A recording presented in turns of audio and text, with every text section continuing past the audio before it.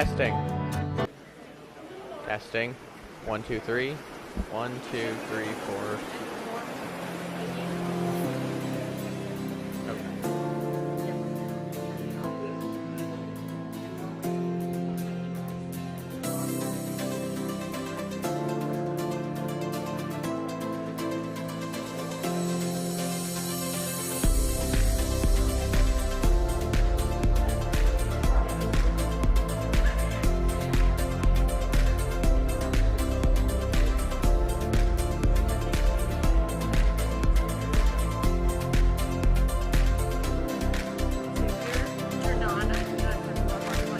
Okay. Okay. Helen is. Okay, can you come on up here? So the thing I tell everybody now, I remember from taught. So you own this money. Ending on Reddit. Oh, I am? Oh, okay. Okay. But you feel comfortable moving this wherever it is. Sure. Because everybody who comes up and we have like 5 people today, Yeah. they're going to put it up here, they're going to put it over here, they're going to put it over there. Got it. Yep. Oh, absolutely. Yes. Yes. I'm getting much more comfortable. Where's Fred? I don't know. Hey. Oh, well, just. I'm not sure. You're going to talk from the pulpit. Yep. Yep. Let me.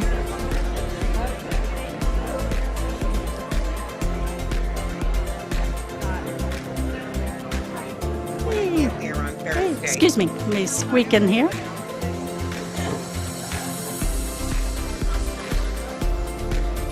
There she is. Hey! Yes, I think you're helping Fran. Oh, there's Fran. Yes, but we had to move you from this room over to the Reeb room because we set up the committee fair in here because it's just too cold down here. Good morning. Oh, did you? Yeah, I was looking. Nobody's thinking about a different room. I know. Oh, because I was waiting. Yeah, yeah. So I have all the stuff that we need. So let's go ahead and push it over. Hey guys, how are you? So that's the lesson plan, your wonder box. This is for the watercolors. Snacks. Yeah, those are snacks. This is our kindness jar. So we'll just move this over here to the Reeb room.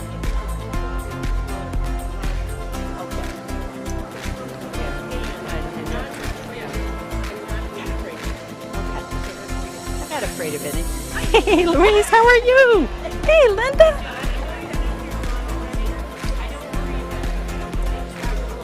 Yes, it's in there. Yes. Uh-huh.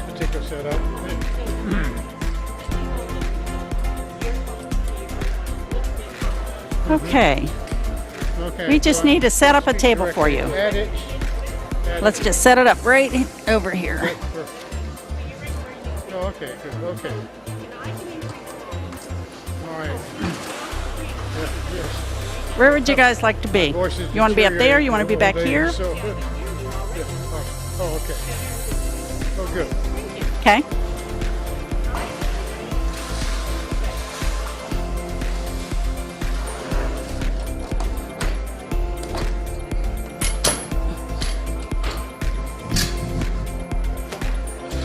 Yep. There we go. And if you put your snacks over here, let me go get your TV for you.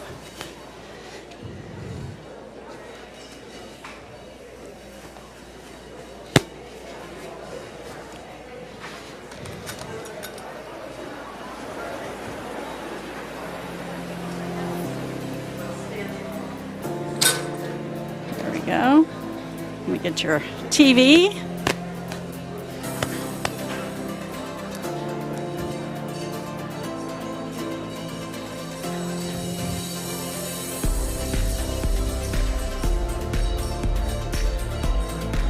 I think they've already gone in. Yeah, she generally does.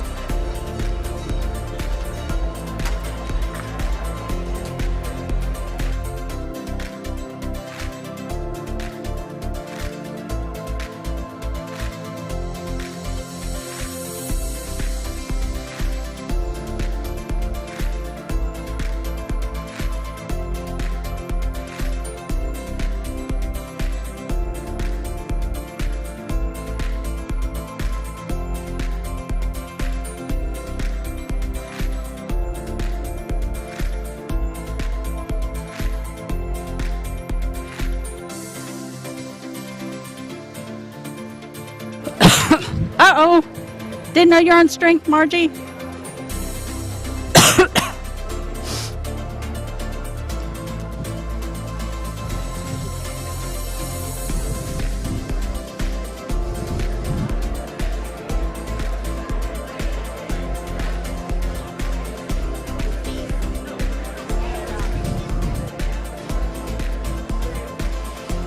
So you're going to follow Ava, but I'll call you up, okay?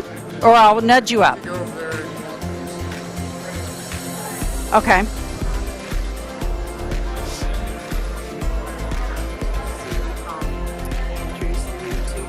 No. It looks like a circus. I mean, it's like bright colors and sticks way out. Wait till you see it. Oh, gosh. So cute. And I want you to know,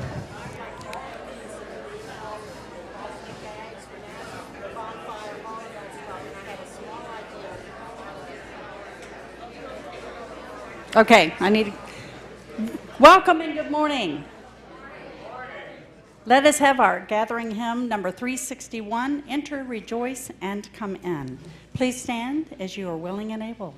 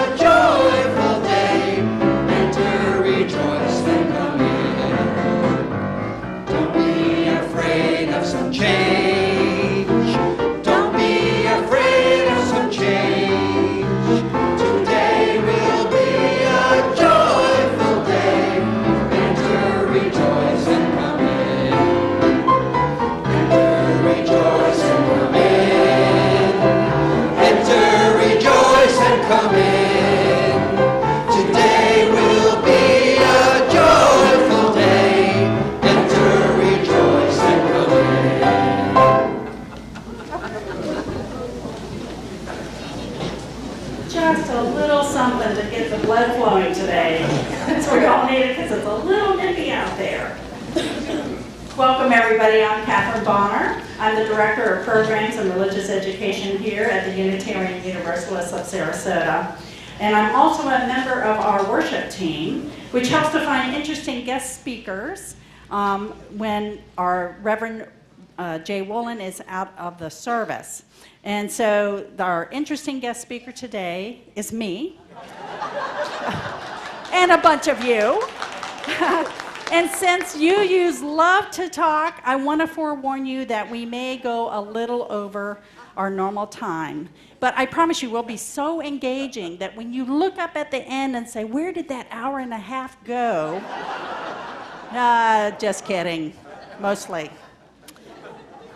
I'd like to send out a special welcome to all our visitors who are here or online. We are so glad that you are with us today. Unitarian Universalist is a dogma-free religious community guided by 7 ethical and moral principles, drawing from many religious and secular wisdoms. Each of us is encouraged to seek truth and meaning for our own lives. And we invite you to find out more about us and Unitarian Universalism by going to our website, uusrq.org, or join us for coffee hour. Probably not in the courtyard after the service. Because of the weather, we are moving a lot of our activities into the West Wing today. If you use the link at the top of our homepage, you can complete our virtual guest book. Or if you're in person at the welcome table, we have a guest book there. And by completing the guest book, we will send you our weekly newsletter, The Contact. And I'll let you know all the wonderful things that we have happening here at UUSRQ. Visitors are invited to participate in any of our events. We really look forward to getting to know you. So you may have noticed in the contact that we were having a committee fair today. It was supposed to be in the courtyard. It's a little cold. So we have moved the committee fair over to the West Wing. I know that's a foreign place for many of you because it's the religious education wing, but believe me, there's room over there and they're all set up and we look forward to seeing you there. Let's see here. Next, how many of you remember that we approved having the lynching memorial placed here on our campus? Correct. That is happening on February the 24th, starting at 11 a.m. However, seating is limited, and 180 have already been taken. So we need you to go sign up as soon as possible so that you too can be part of this participation. It is on Eventbrite under minnesotaremembers.org. So if you'll look for Minnesota Remembers on Eventbrite, we'll try to get out that information to you as soon as possible. So, opposite the sanctuary in the Lexile Wing, the Arts Council is pleased to present a retrospective of illustrations by our own UU member, Enid Romanek.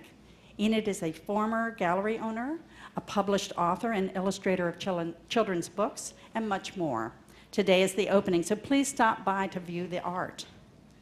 Our get-together dinners for the spring are now looking for participants and hosts, and this is a great way to deepen connections with others in a comfortable setting in a host's home, so please sign up. And now, Bill Payton with a special stewardship announcement.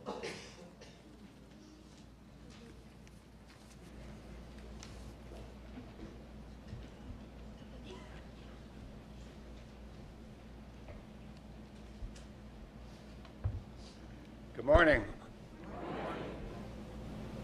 I'm going to tell a story this morning that I've told before, but I apologize for that, but it always seems to get your attention. In 2001, I walked into ER and they said, "What's wrong with you?" And I said, "I don't feel very good." And so the doctor was looking at me. I was sitting on the examination table, and he said, "Can you unbutton your shirt?" And I got 2 buttons undone, and I slipped on the floor in cardiac arrest. And they had to shock me with the paddles 4 times to revive me. And then I coded a 2nd time, and they had to shock me another 4 times. And the next morning, the doctor looked at me and he said, "Bill, you were dead on the table twice yesterday." So listen up. The message I have this morning is so important that I've come back from the dead twice to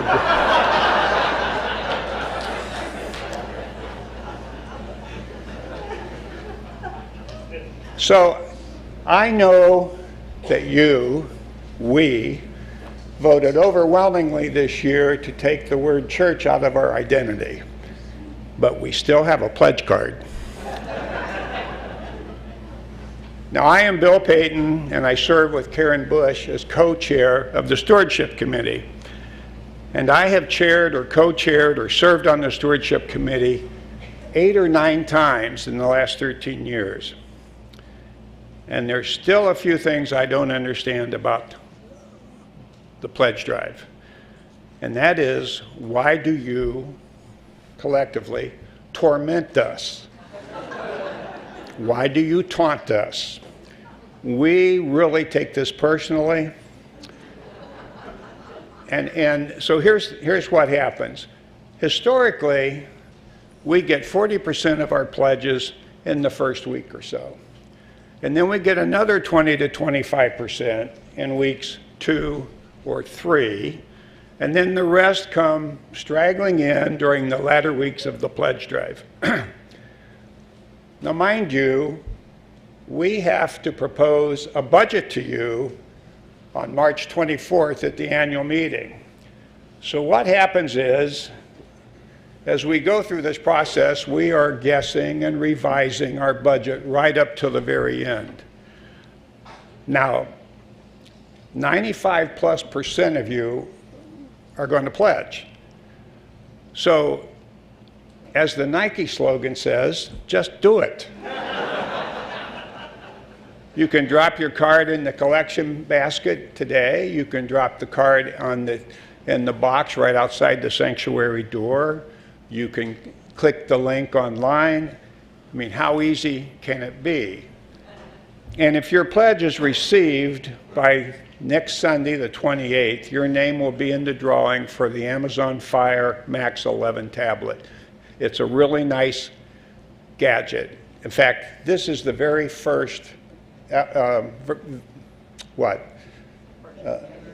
generation, thank you. This is the very first generation of the tablet. I use it for everything. If you do not pledge by the end of January, there's big trouble. We will be contacting every member personally. Now, you can meet some nice people this way, but it can be a little awkward. So, if you don't want us to sick our hounds on you, you should pledge soon. Now, let's take a moment and talk about why you should pledge. I am the third in a line of so-called testimonial speakers.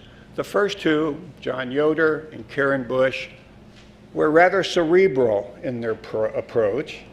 They gave you well-thought-out reasons as to why you should pledge. They talked about our vibrancy.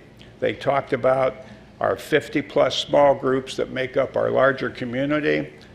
They talked about our visibility in the greater Sarasota area, the fact that members appear at the school board meetings, that they appear at the new college board meetings and the hospital board meetings.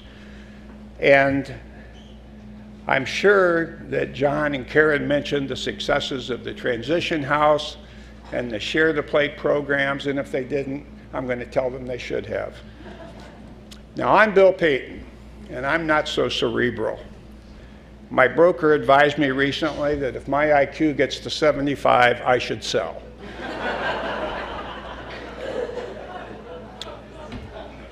As evidence of that, this year I have increased my pledge by 19.4%. And why 19.4%? I rounded down. And if you need help with the rounding process, let me know. Now, we Unitarian Universalists like to think we are good, and we like to fix the evil things we see. Now, look at this picture. No, the other picture of people in the courtyard.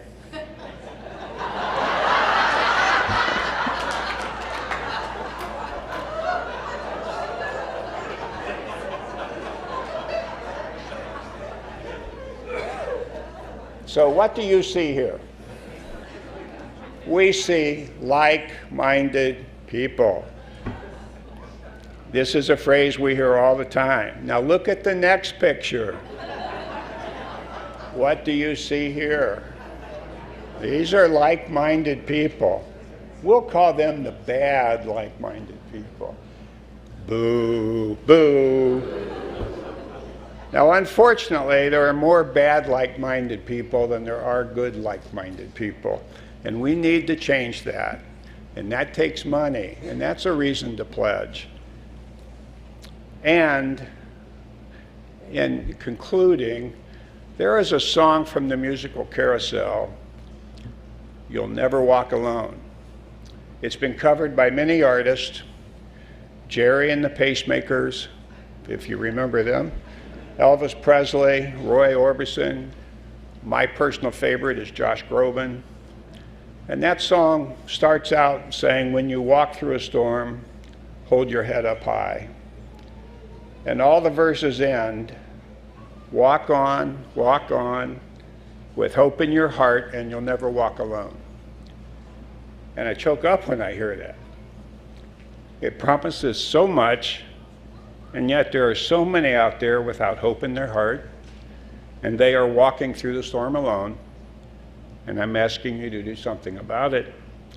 So if you haven't done so already, please pledge today. Increase your pledge by 19.4%. and I will help you with the rounding. So, thank you very much.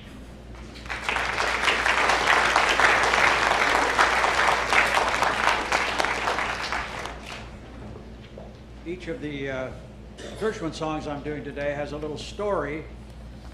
Meadow Serenade was rediscovered by George Gershwin's brother Ira and George Gershwin's lady friend Kay Swift, and published 50 years after George had died. So you may not have heard it before. Here we go.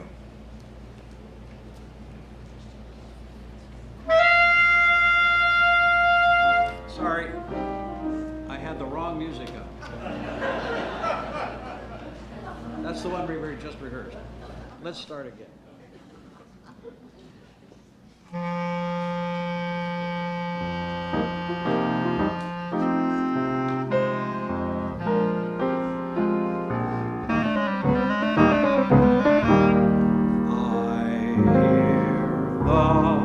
Rustle of the trees from the nearby thickets, where the oriole is calling and the bobolink is falling for his mate.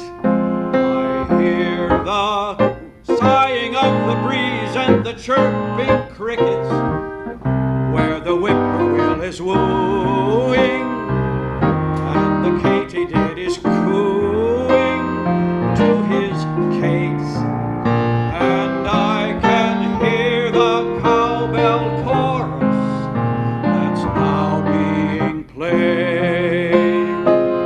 Hummingbirds humming for us from deep in the shade. There's music in the air where my thoughts are winging, where the spring is ever singing that meadow serenade.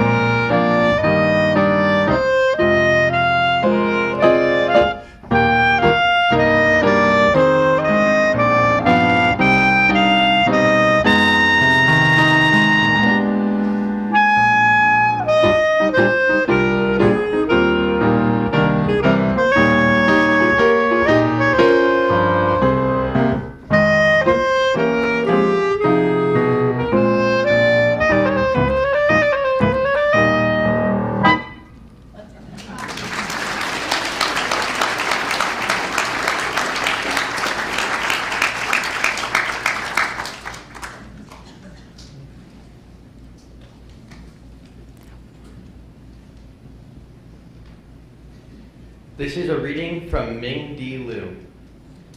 Who am I, you ask? I am made from all the people I have encountered and all the things I have experienced. Inside I hold the laughter of my friends, the arguments with my parents, the chattering of young children, and the warmth of kind strangers. Inside there are stitchings from cracked hearts, bitter words from heated arguments, music that gets me through, and emotions I cannot convey. I am made from all these people and moments. That is who I am. Now, as we light this chalice, please join me in affirming the value of interdependence, which is part of the proposed changes to Article 2 of the UUA bylaws. The words are printed in your order of service and displayed on the screen behind me. Interdependence. We honor the interdependent web of all existence. With reverence for the great web of life, and with humility, we acknowledge our place in it. We covenant to protect the earth and all beings from exploitation. We will create and nurture sustainable relationships of care and respect mutuality, and justice, we will work to repair harm and damaged relationships.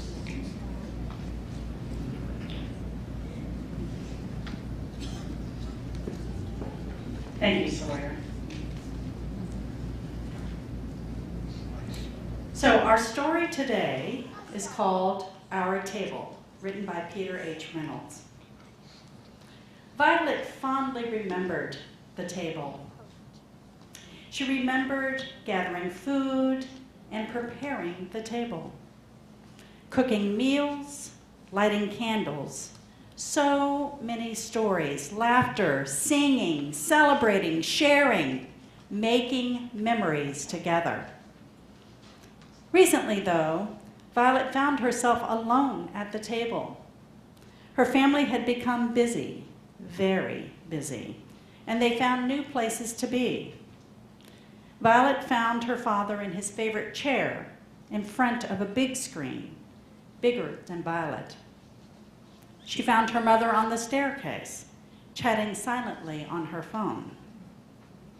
Violet found her brother in his room, playing games with friends she could not see. Feeling quite alone, Violet dreamed of a time when family and friends would gather at the table. Walking by the room where their quiet table stood, Violet did a double take. She noticed something had changed. Their table was smaller. And the next day, it was even smaller. And by the end of the week, the table had shrunk so much that it fit easily into the palm of her hand. And then she blinked, and the table vanished. Well, Violet knew exactly what to do.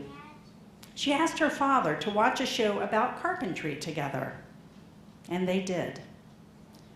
She asked her mother to write a message and post it to see who knew how to build a table, and they did. She asked her brother to use his computer to help draw out a plan together, and they did. Violet was ready. She asked her family to build a table together, and they did. And when they were done, Violet marveled at their creation. A place to come together, to share stories once again, a table to make memories. A table stronger, more beautiful than ever, and it was.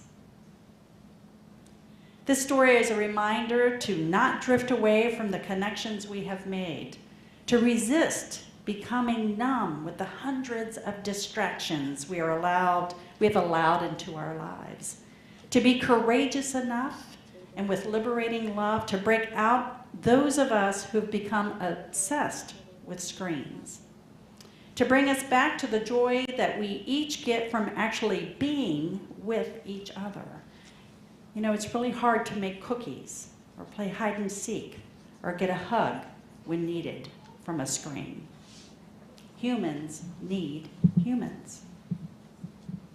So now I'm going to invite all the children and youth who are here today to journey to the classrooms to learn more about liberating love and how it keeps us at the table to talk and learn from each other. Thank you. Now our musical interlude.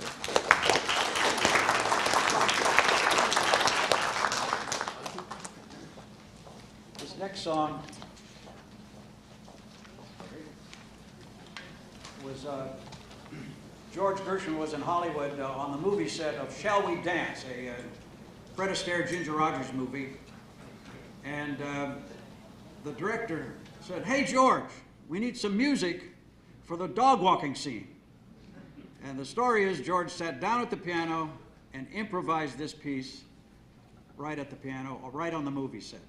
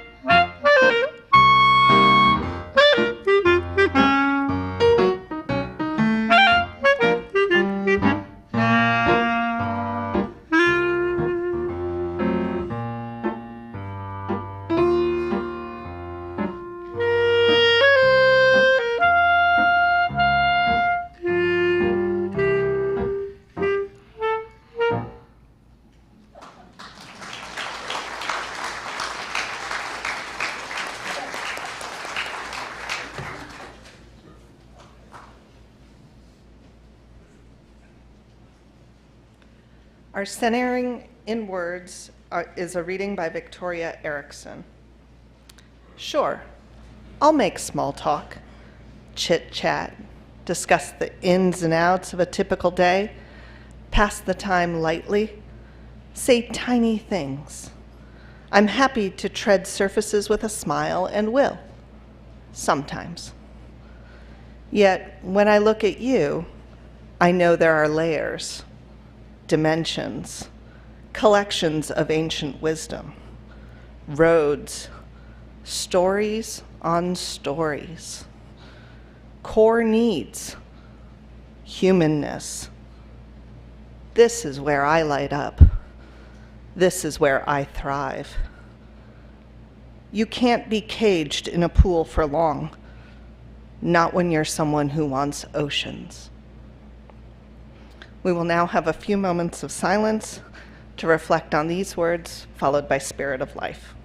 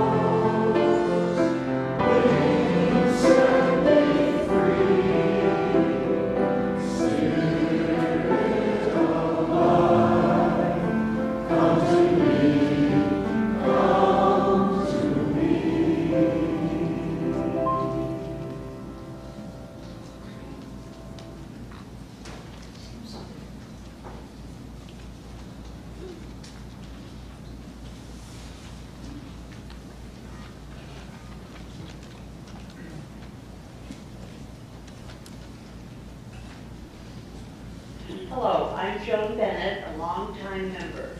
But today I'm wearing the red name tag of a first-time visitor. How did I get here? Did I see the sign on Fruitville Road and wonder why there were so many cars in the parking lot? Did a friend invite me? Did I go to an event in the community and see all those Stand for Love t-shirts and wonder what was going on? Who knows, but today I came. Something led me here. I want to find out what is important to worshipers here. What is this Unitarian Universalist thing? I want to hear the music and the message presented to see if things that matter to me matter here. Why and how is this different from my previous worship experiences? But I need to feel welcome. Will I want to come back next week and learn more? Community is important to me. How and why is this different from my other worship experiences? But I need to, oh, I just said that. Has anyone said hello to me this morning? Said they're pleased that I've come? Said they hope I will stay for coffee and conversation? giving me a great, big, friendly smile. Okay, now I'm going back to Joan Bennett, the longtime member. I got married here. My in-laws were here. They're even have ashes interred in the garden outside. And I know a lot of people. Do you know how easy it would be for me every week to just navigate to the people I know and spend time with them? So, do I reach out to a visitor? We've had 60 first-time visitors in the last 4 months. How many times? Yes, it's worth it. How many times have I and how many times have you reached out to make them feel comfortable and at ease? I think we do a good job, but I bet we can be even more welcoming. Visitors, we are really glad you're here, and please join us and help us to get to know you, and you get to know us in the courtyard after the service. Thanks.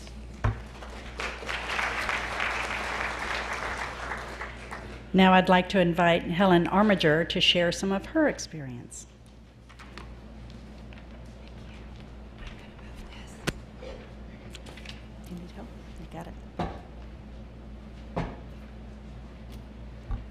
I kept sitting there wondering when I could move that little block of wood so I'd be tall enough. Everyone else was very tall. Good morning. Many of you know that I am a retired United Methodist pastor.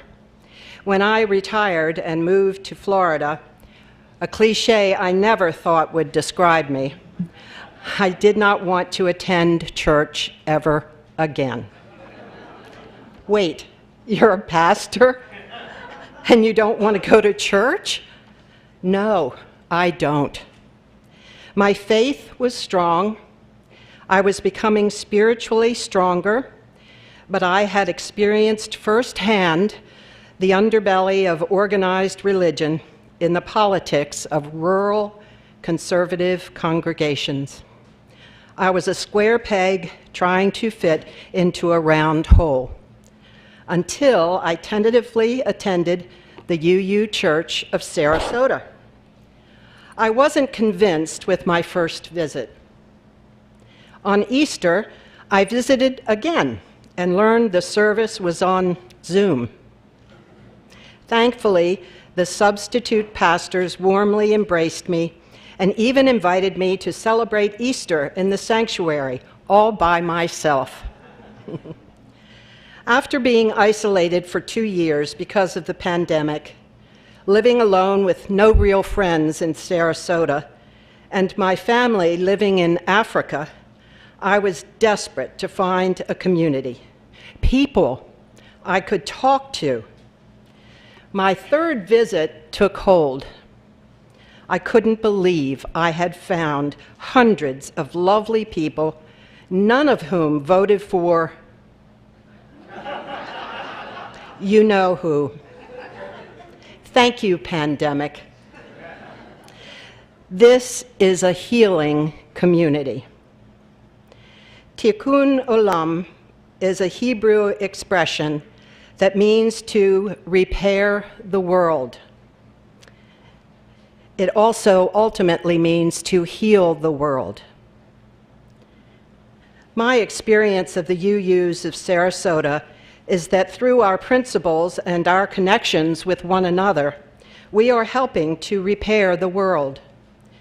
I have finally found an affirming and embracing community of diverse, beautiful people who share my values.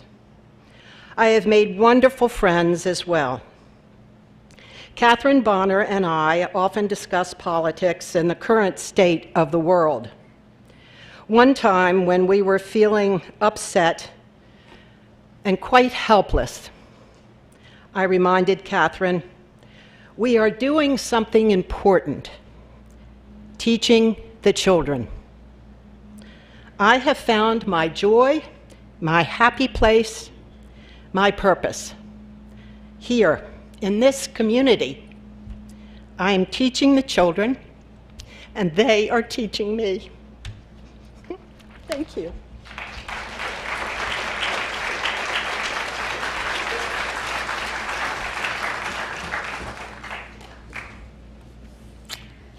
Thank you, Helen, for sharing your experience, and thank you for being here with your open mind, loving heart, and helping hands. That is the mantra that our elementary classes start with each Sunday.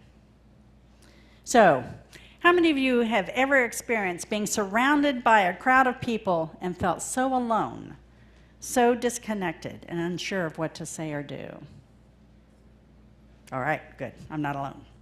Do you think to yourself, do I just butt into somebody's conversation?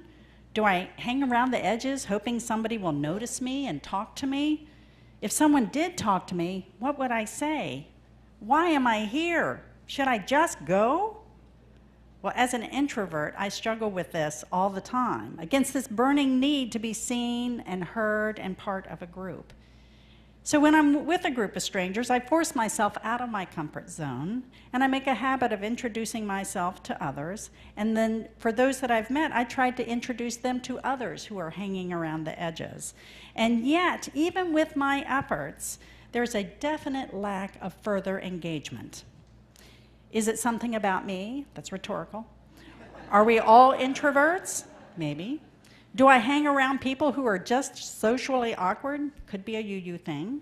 Or is it that we're just not good at or comfortable with small talk? So research on the subject shows that many of us hate small talk. We tend to assume that the people around us don't want to talk to us, or that they just don't like us. But in actuality, we underestimate how much our conversation partner really enjoys our company. This is called the liking gap. For some people, small talk is just too boring. We're concerned about privacy aspects, so we simply don't ask people more interesting questions because we fear we may be too intrusive, or it's too sensitive, or it's too risky, like making a mistake in what is correct to say. So Allison Wood Brooks, a Harvard Business School professor and behavioral research scientist, suggests that we look at the ritual of small talk like a pyramid. So you start at the foundation with questions that can give you some small treasure about a person. And then you use this treasure to move to medium talk, where the questions are more individualized to you and the conversation partner. And from there, you deepen your conversation where you can both show vulnerability and build relationships. However, if your foundational questions don't get you to the medium talk pretty soon, don't stay there. Exit gracefully from the conversation, because being stuck in small talk is what we fear. So small talk is a lot of work. Is it even worth it? Well, as Joan said, something drew me here. Humans are social creatures. It has been built into our DNA over the millennia. We need each other to survive, but it goes beyond that. Fred Rogers of Mr. Rogers' Neighborhood fame once said, "I'm proud of you." Does that sound familiar? It seems that I say it a good deal in my neighborhood. Well, whether you were a preschooler or a young teen or a graduating college senior or a retired person, we human beings all want to know that we're acceptable, that our being alive somehow makes a difference in the lives of others. We need to know that we are worth being proud of. Indeed, knowing that we matter to someone else, that we belong in the lives of others, may be the key to happy, healthy lives for our own. Study after study have revealed the importance of mattering at every age and every stage of life, from the beginning to the very end. So how many of you have heard about the blue zones? Oh, you're good. So Dan Buettner wrote a book about the 5 different places around the world where people have the greatest longevity. And then he looked at what were the common factors. And one of the most important factors was having connection. Connection to a multi-generational family, connection to a religious or faith community, and connections to peers who are like-valued with healthy habits. In an interview with Marta Zaraska, who wrote the book Growing Young, she stated that building a strong support network of family and friends lowers mortality risk by about 45%. Exercise can only lower the risk 23 to 33%. Eating healthy, 21 to 26%. But get this, volunteering, it's 22 to 44%. So it gets back to building connections with others. So Helen affirmed that she needed community after the isolation of the pandemic, even if she wasn't sure it was Unitarian Universalism. So survey after survey shows that most of us, you guys out there, are here for community.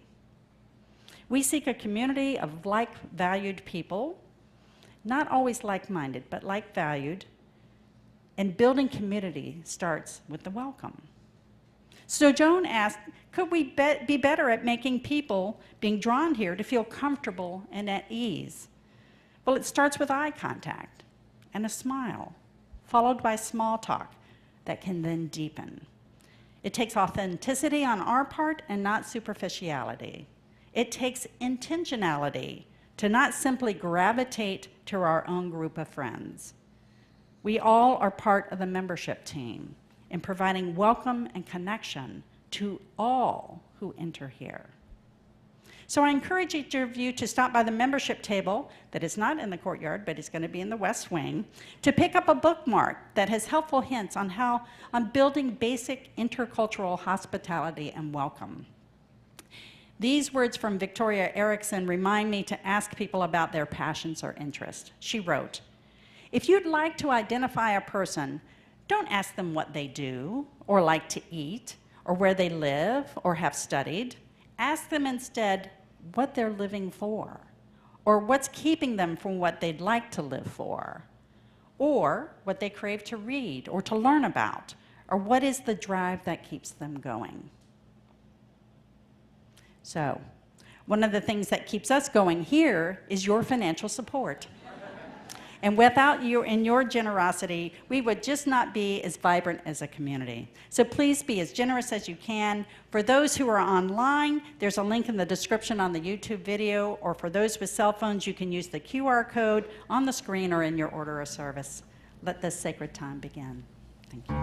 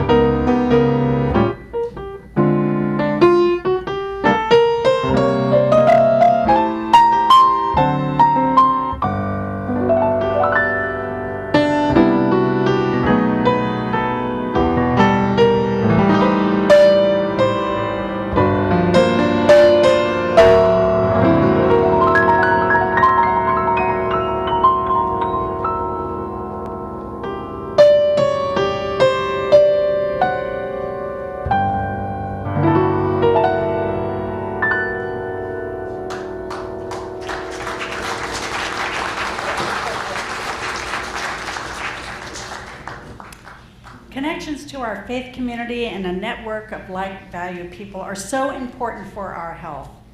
And the deeper the connection, the better the benefit.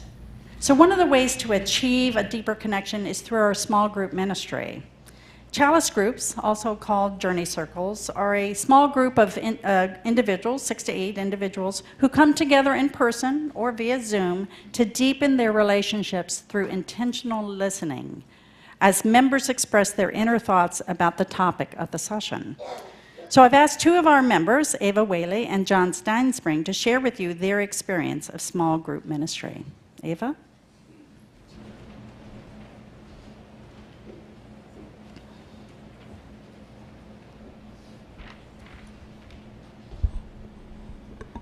Good morning. Those of you who were around this summer probably heard conversation like this in the courtyard. Can you believe how hot it is? Do you think it's going to rain? And people who are around now, like all of you, have probably said, do you believe how cold it is? I had to drag out my winter sweaters. Do you think it's going to rain? Well, there's nothing wrong with small talk. But if you're the kind of person who craves more than chit-chat and who longs for a deeper connection and who enjoys revealing their true nature so that people can know them beyond their public persona, a Chalice group might be for you. We all wear masks. We put on a brave face when we're feeling scared. We present ourselves as brave, strong, and capable in public, but inside we might feel nervous and vulnerable and upset. Not very far beneath the surface is a more authentic you. The you with hopes, fears, disappointments, and yes, joy. People in a Chalice group want to get to know the authentic you. A Chalice group is a safe place where you won't be judged, you won't be questioned, and you won't be dismissed. It's a small group of strangers becoming friends. People who practice active listening.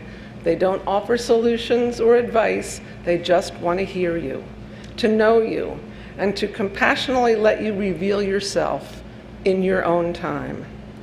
Past Chalice topics have included generosity, mystery, philanthropy, seminal events in your life, things that getting older makes you less tolerant of, and serendipity.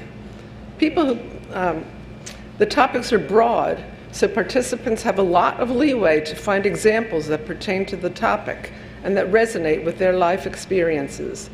And yes, you can choose to pass on occasion. I've particularly enjoyed my time with my Chalice group because I enjoy getting to know my fellow UUs on a deeper level than courtyard chit-chat will allow. The topics make me think. I've learned a lot about myself, and I realize that I'm not alone in my feelings and my experiences. We conveniently meet on Zoom most days with an occasional outing so our traveling members can join us. And while my group chooses to be women only, there are co-ed groups and there are men's groups also. So if this sounds like something you would enjoy, and if you're looking to connect on a deeper level than Sunday mornings will allow, consider joining a Chalice group. Thank you.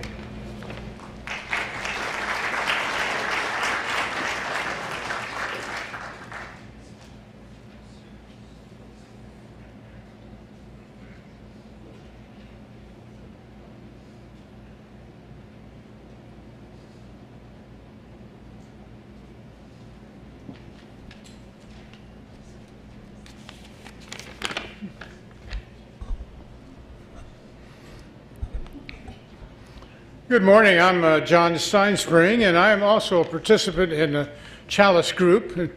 Much of what I thought I would say, I think we've already heard from our speakers before, but my wife and I were looking for a place to have more contact with people at the UU. I keep wanting to use the word church. I've got to back off from that. UU of Sarasota, and that we had been working with the forum committee for years and so forth, but I didn't feel we got to know other people in the congregation. So it was recommended that we participate in a Chalice group. I said, oh, okay, that sounds like a good thing.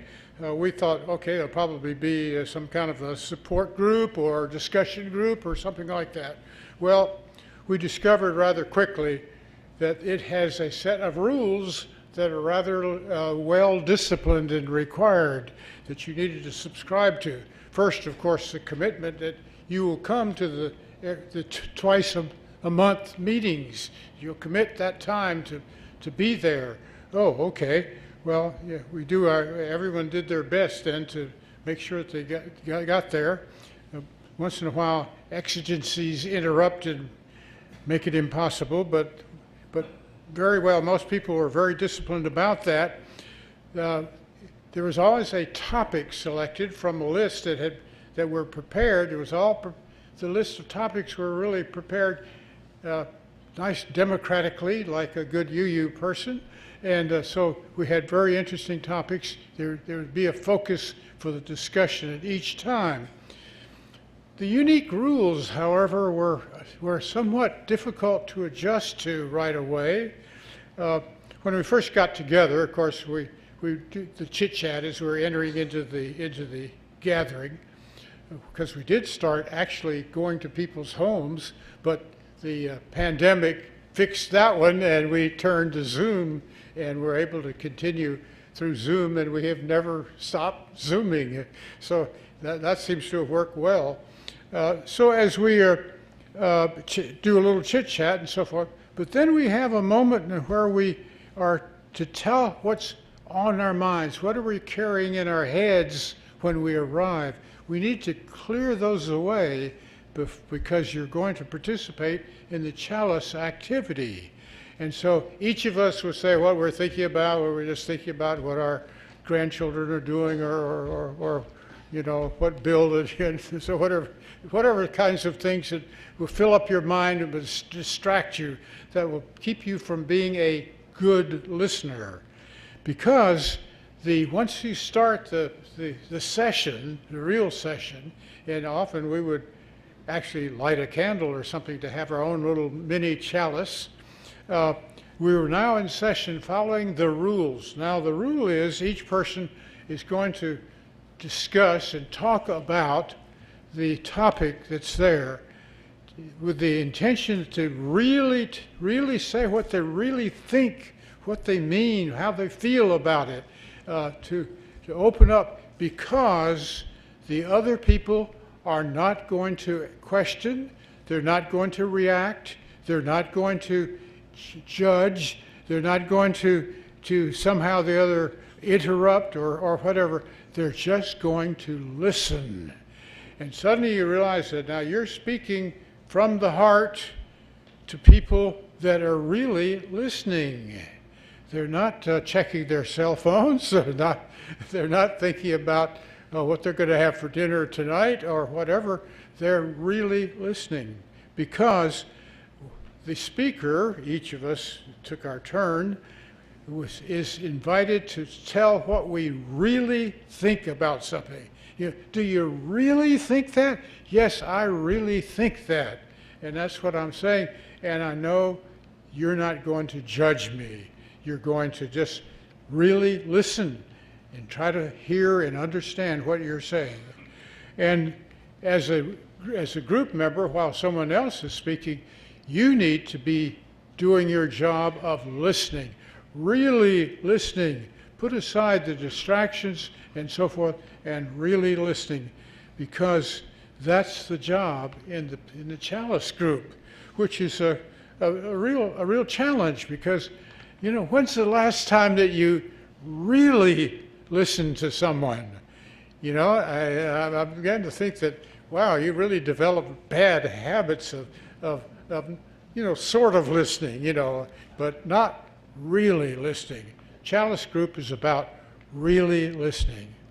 And then when this part is over, sometimes we would make kind of an evaluation of the topic, whether we thought it was a good, useful topic that we had chosen or not, and so forth and so on. But then we finally we end the session and so forth, and then we can go on to our somewhat chit-chat and talk and so forth and so on. And so, but during that time, it's a real exercise of listening.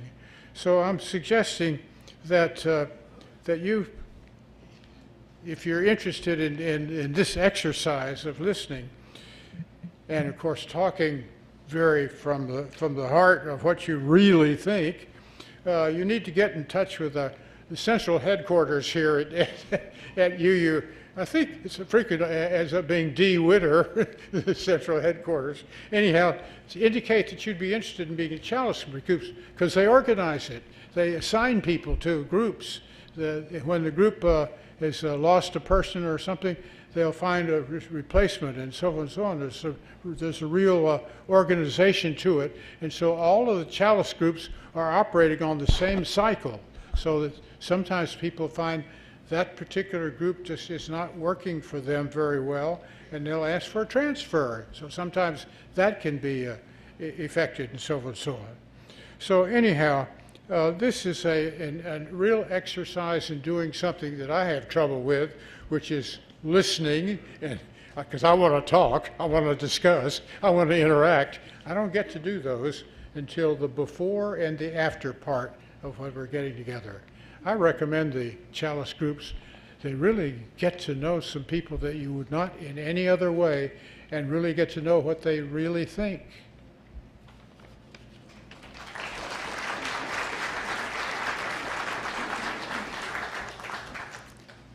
Thank you, John, and thank you, Ava, for your comments.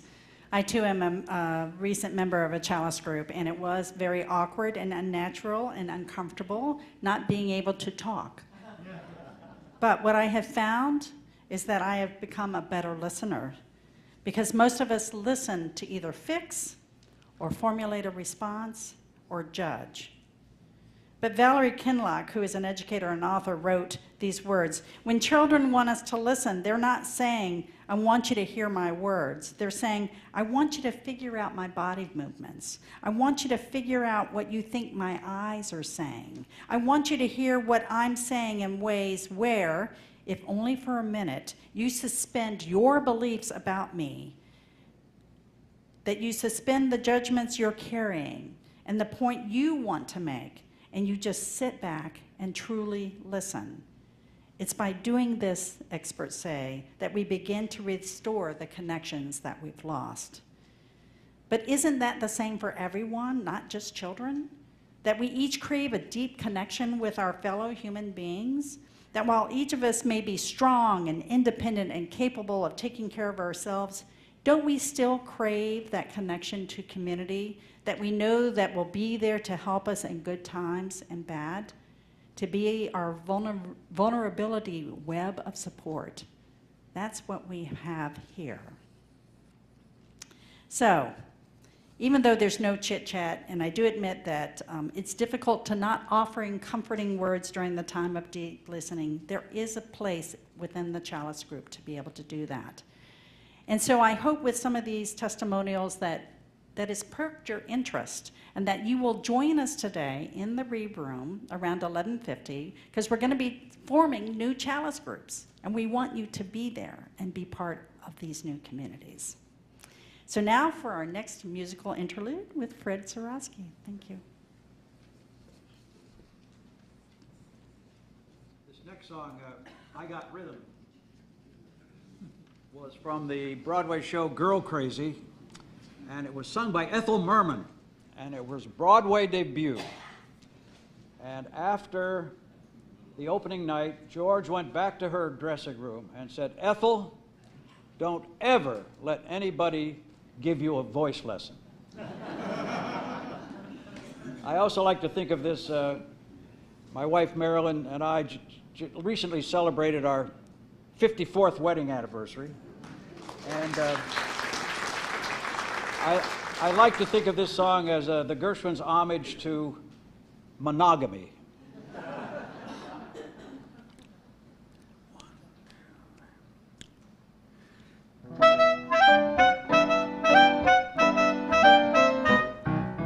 Days can be sunny with never a sigh. Don't need what money can buy. Birds in the tree sing their day full of song. Why shouldn't we sing along? I'm chipper all the day, happy with my lot. How do I get that way?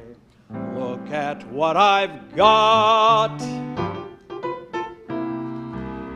I got rhythm, I got music, I got my gal who could ask for anything more. I got daisies in green pastures, I got my gal who could ask for anything more.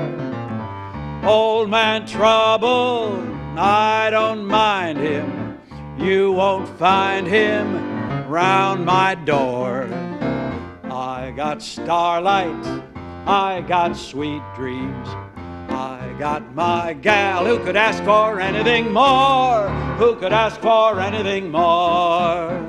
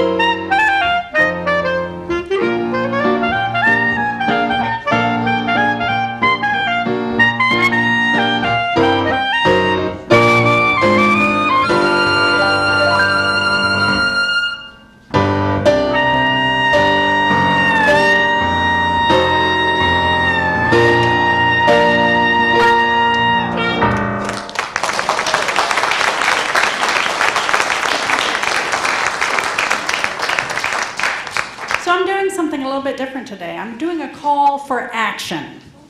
And so our service today has been about the importance of connections at all different levels. And we want you to be connected to this community here. So we've created some easy ways for you to connect. First, everyone here has been deputized to be part of our membership team.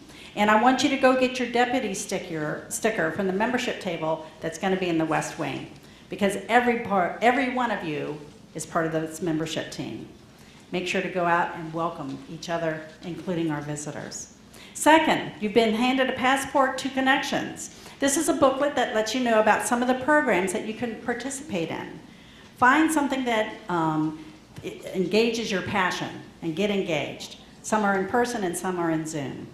On the gray sheets, we also have a list of teams that have a lot of volunteer opportunities, both big and small. The membership team is in need of volunteers to help build those connections with visitors and new members and existing members. But a handful of volunteers cannot do this job alone. So please stop by the membership table, commit to helping staff the welcome table or the hospitality table one Sunday a year, or become a new member mentor for a month out of the year. Or I'm trying to start a new connection team that will be a year-long commitment to help connect all of our individuals. Training is provided, okay? Remember, you're not alone. Volunteering is a great way to build deeper relationships and is healthy. So take your passports to the committee fair, which is going to be located in the West Wing. There are many of our teams there, the programs that will wow you with information and opportunities. You cannot have coffee until you have 3 stamps in your passport book. Just kidding, no one's checking. Anyway, lastly, become a sustaining member. What? Did NPR, did they copyright that phrase? Okay. Don't forget to sign your pledge card, either here or online. You know, we are in that budgeting process and for next year, and without your pledge, it really makes it hard to figure out what level of programs we can offer to you. So, We are going to skip our closing hymn today because we are running a little bit late, but I do want to share these last words with you before we extinguish our chalice. These are words from Max Lucado. Something holy happens around a dinner table that will never happen in a sanctuary. In a church auditorium, you see the backs of heads. Around the table, you see the expressions on faces. In the auditorium, one person speaks. Around the table, everyone has a voice. Church services are on the clock. Around the table, there is time to talk. Hospitality opens the door to uncommon community. It's no accident that the root word for hospitality and hospital come from the same Latin word, for they both lead to the same result, healing. So let us extinguish our chalice. The words are a little bit different than typical. We extinguish this flame, but not the light of truth, the warmth of community, or the fire of commitment. These we carry in our hearts and share with the world until we are together again to ignite this flame anew. Thank you. May it always be so.